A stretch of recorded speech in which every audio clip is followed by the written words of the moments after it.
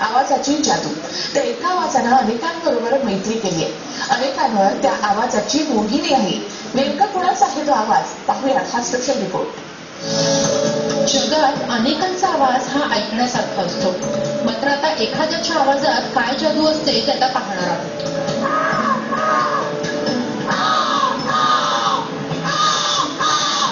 हा आवाज ऐकून तुम्हाला काय वाटतं?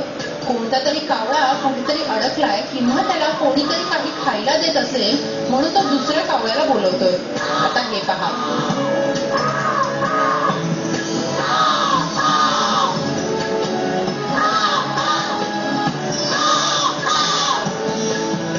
ही आवाजाची जादू आहे.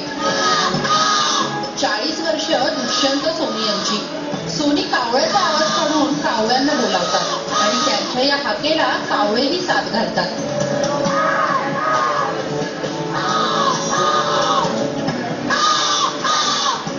सोन्याचं कामकाज करणारे सोनी यांची कावळ्यांसोबत खास मैत्री आहे. स्टाइल ये है कि मैं अपनी आवाज निकाल के, अपने गले से आवाज निकाल के, कमो जैसी बिल्कुल हूबहू ऐसी आवाज निकाल के, मैं अगर आवाज निकालूं तो आपको लगेगा कि आसमान में सैकड़ों कौवे जमा हो जाएंगे. लेकिन ये क्यों जमा होता है ये मुझे भी नहीं पता है. शायद खाने की वजह से जमा होता है, या तो उनको लग रहा होगा कि कहीं पे कोई कौवा फंस गया है तो उसको हेल्प करने के लिए शायद याद होंगे. लहानपणापासूनच त्यांना ही अनोखी कला अवगत आहे.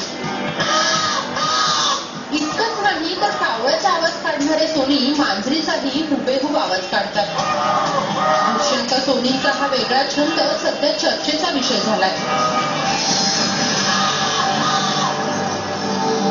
पशु पक्ष्यांना आपलेसे करणे आणि विशेष म्हणजे कावळ्यांसारख्या पक्ष्यांना आपलेसे करणे इतकं सोपं काम नाही. पण दुष्यंत सोनी यांना ही किमया साधली आहे.